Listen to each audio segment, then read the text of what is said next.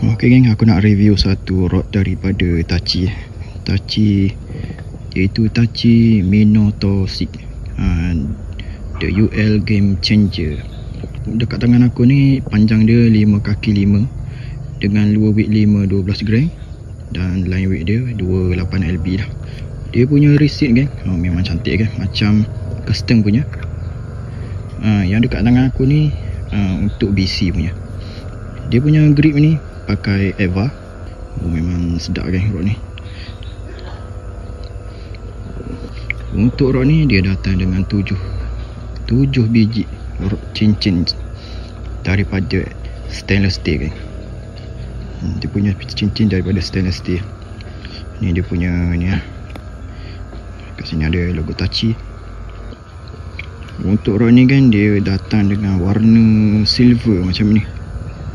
Warna silver. Warna silver kan. Untuk dia punya tip ni kan, dia punya tip ni jenis solid carbon. Memang layak kan. Kalau korang nak buat main game UL, main game haruan, memang sedap ni rod ni. Tengok dia lihat ni.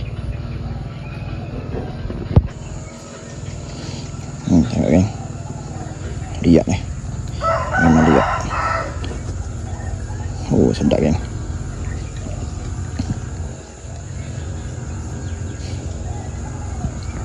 Ni kalau buat main UL ni memang sedap kan. Untuk pembelian rod Tachi Minotaur 6 ni kan, korang akan dapat satu bag untuk rod ni. Dia datang dengan bag macam ni kan.